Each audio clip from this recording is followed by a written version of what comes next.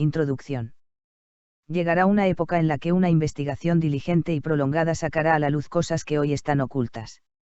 La vida de una sola persona, aunque estuviera toda ella dedicada al cielo, sería insuficiente para investigar una materia tan vasta. Por lo tanto, este conocimiento solo se podrá desarrollar a lo largo de sucesivas edades. Llegará una época en la que nuestros descendientes se asombrarán de que ignoráramos cosas que para ellos son tan claras. Muchos son los descubrimientos reservados para las épocas futuras, cuando se haya borrado el recuerdo de nosotros. Nuestro universo sería una cosa muy limitada si no ofreciera a cada época algo que investigar. La naturaleza no revela sus misterios de una vez para siempre. Séneca. Cuestiones naturales. Libro 7, siglo I.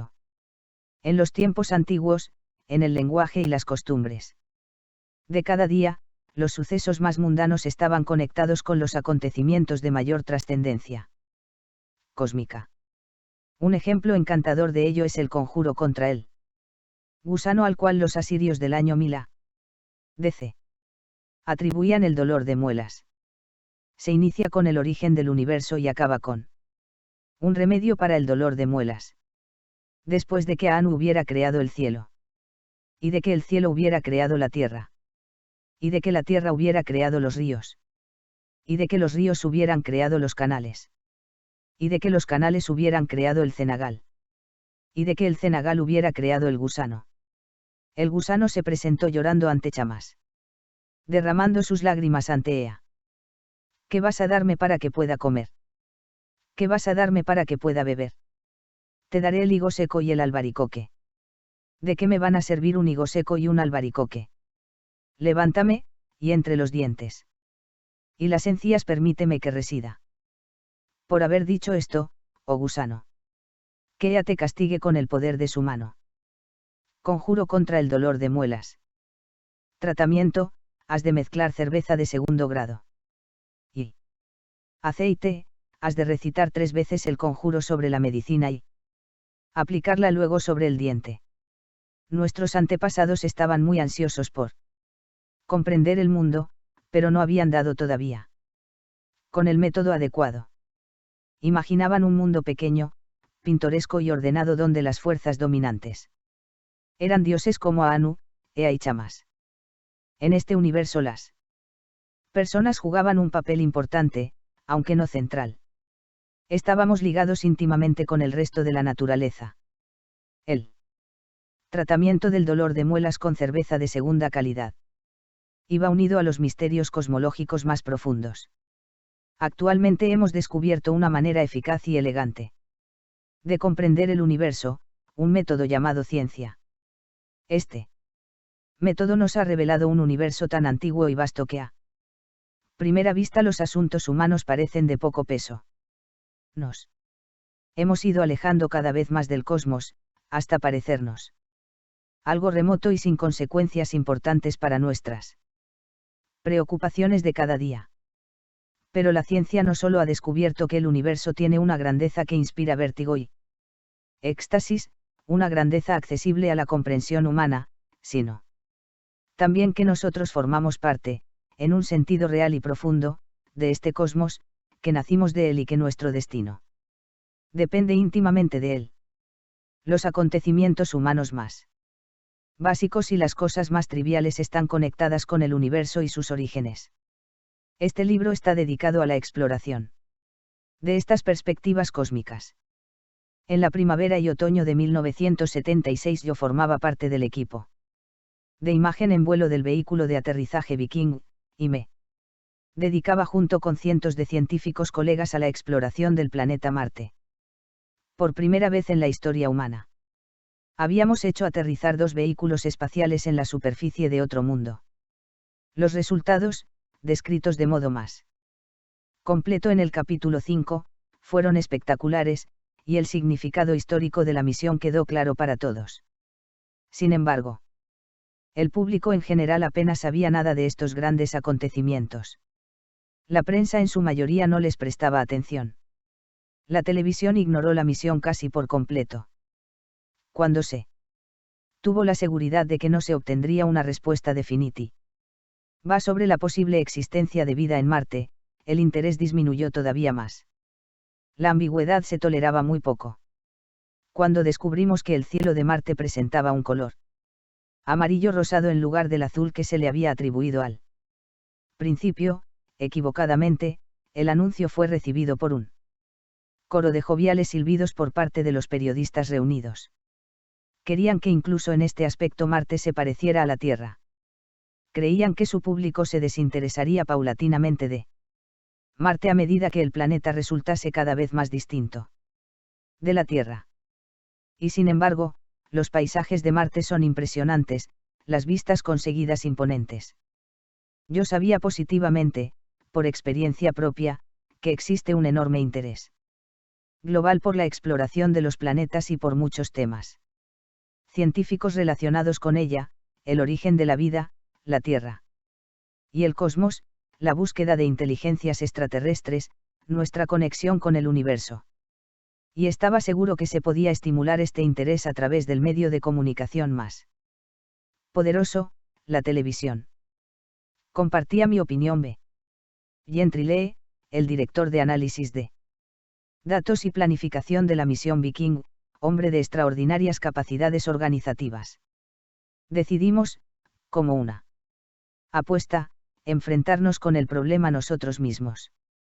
Le propuso que formáramos una compañía productora dedicada a la difusión de la ciencia de un modo atractivo y accesible.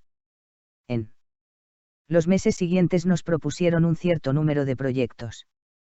Pero el proyecto más interesante fue el propuesto por CZET, la rama del Servicio Público de Radiodifusión en Los Ángeles. Aceptamos finalmente producir de modo conjunto una serie de televisión en 13 episodios orientada hacia la astronomía pero con una perspectiva humana muy amplia. Su destinatario sería un público popular, tenía que producir impacto desde el punto de vista visual y musical y tenía que afectar al corazón tanto como a la mente. Hablamos con guionistas, contratamos un productor ejecutivo y nos vimos embarcados en un proyecto de 3 años llamado Cosmos. En el momento de escribir estas líneas, el programa tiene un público espectador en todo el mundo estimado en 140 millones de personas, es decir, el 3% de la población humana del planeta Tierra.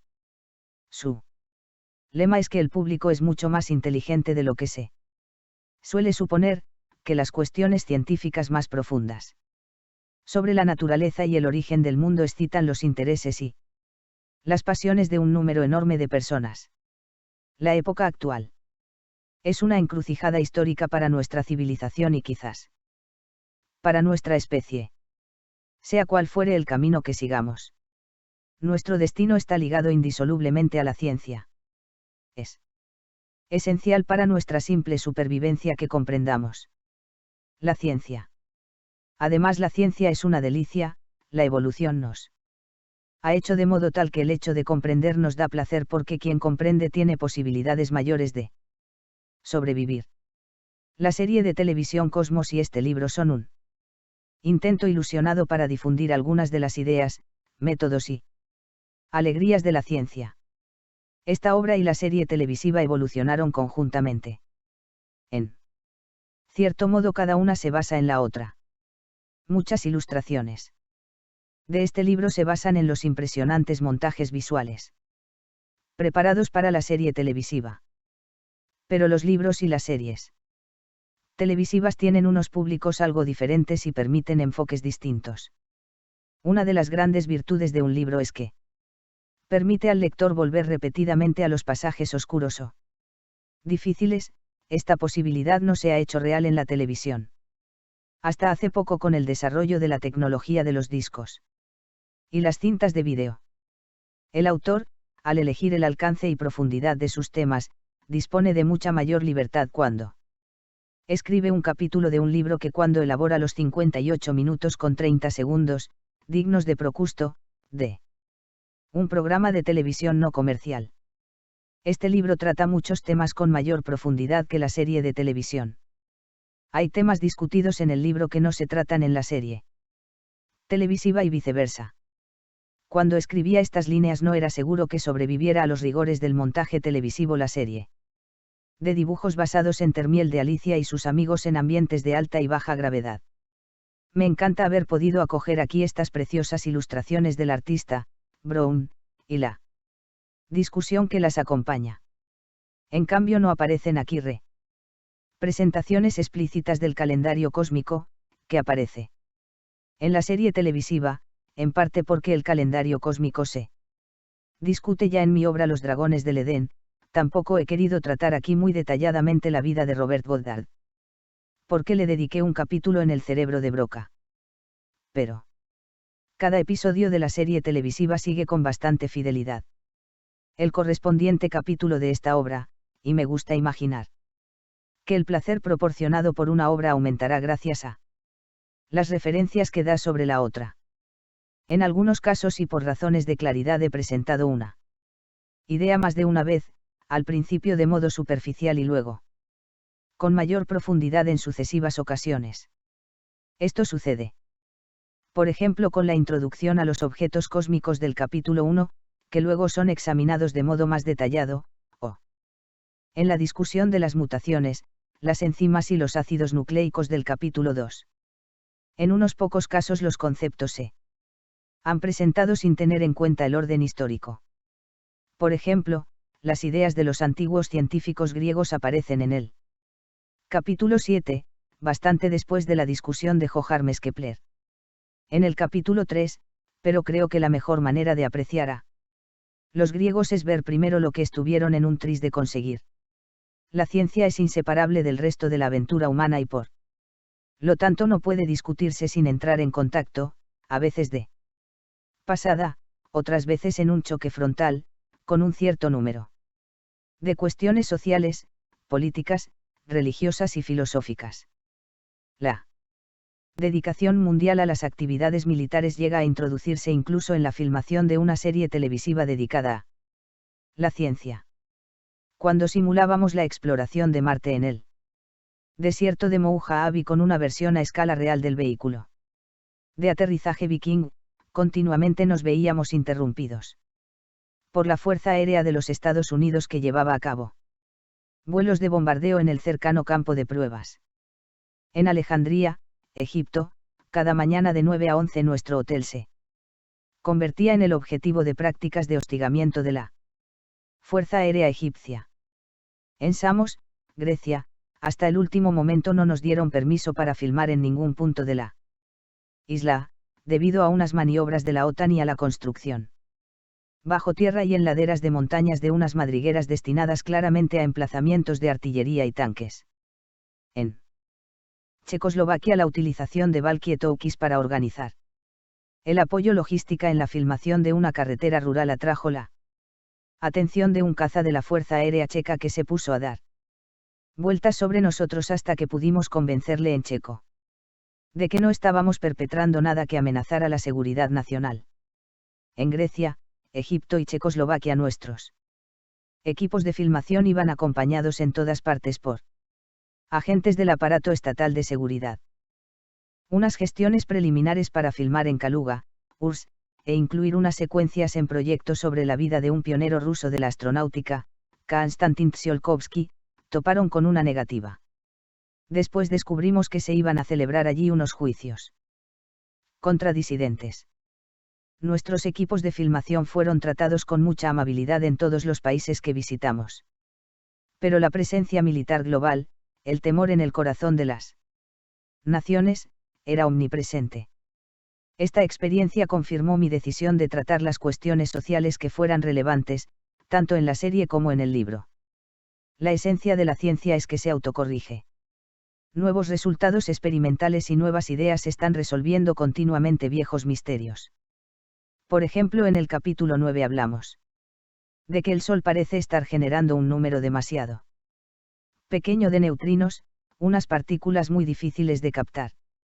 Allí se repasan algunas de las explicaciones propuestas. En el capítulo 10 nos preguntamos si hay materia suficiente en el universo para que llegue a detener en algún momento la recesión de las galaxias distantes, y si el universo es infinitamente viejo y por lo tanto increado. Los experimentos de Frederick Reins de la Universidad de California, pueden haber echado desde entonces algo de luz sobre estas cuestiones.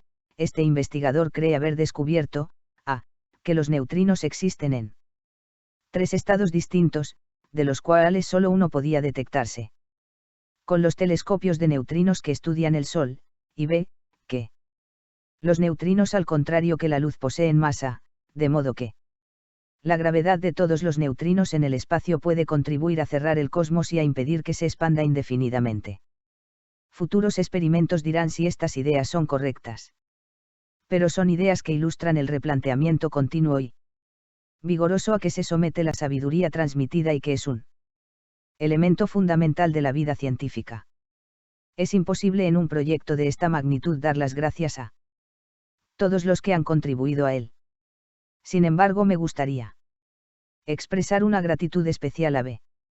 Gentile, al personal de producción de Cosmos, entre ellos los productores principales Jeffrey Haynes Styles y David Kermard, y el productor ejecutivo Adrian Malone, a los artistas John Lomberg, quien jugó un papel clave en el diseño original y en la organización de los montajes visuales de Cosmos, Rion Allison, Adolf Sialar, Rick Stenbach, Don Davis, Brown y Armen Ourcha, a los consejeros Donald Goidsmith, Owen Gingerich, Paul Fox y Diane Ackerman, a Cameron Beck, a la dirección de CZET, especialmente Grega Dorfer, que nos presentó por primera vez la propuesta de CZET, Chuck Allen, William Lamb, y James Loupar, y a los subguionistas y coproductores de la serie televisiva Cosmos, incluyendo a la Atlantic Richfield Company, la Corporación para la Radiodifusión Pública, las fundaciones Arthur Bainning Davis, la Fundación Alfred P. Sloan, la British Broadcasting Corporation, y Politel International. Al final de la obra se dan los nombres de otros colaboradores que ayudaron a esclarecer cuestiones de detalle o de enfoque. Sin embargo, como es lógico, la responsabilidad final del contenido del libro recae sobre mí.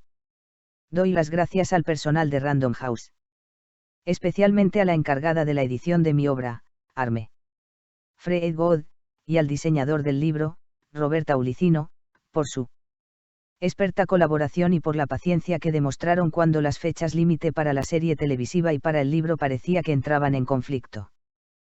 Tengo una deuda especial de gratitud para con Shirley Arden, mi ayudante ejecutiva, por mecanografiar los primeros borradores de este libro y por conducir los borradores posteriores a través de todas las fases de producción con la alegre competencia que le caracteriza. Es este únicamente uno de los muchos motivos de agradecimiento profundo que el proyecto Cosmos tiene con ella. Me siento más agradecido de lo que pueda expresar a la administración de la Universidad de Cornell por concederme una excedencia de 2 años que me permitió llevar a cabo este proyecto, a mis colegas y estudiantes de la universidad, y a mis colegas de la NASA, del JPL y del equipo de óptica del Voyager. El agradecimiento más profundo por la elaboración de Cosmos se lo debo a Arm Druyan y a Steven Souter, mis co-guionistas de la serie televisiva. Contribuyeron de modo fundamental y repetido a las ideas básicas y a sus conexiones, a la estructura intelectual general de los episodios, y a la justeza del estilo. Agradezco mucho sus lecturas intensamente críticas de las primeras versiones de este libro, sus sugerencias constructivas y creativas para la revisión de muchos borradores, y sus contribuciones importantes al guión de televisión que influyeron de muchas maneras en el contenido de este libro. La satisfacción que me proporcionaron las muchas discusiones sostenidas es una de mis recompensas principales por el proyecto Cosmos. Ithaca y Los Ángeles, mayo de 1980.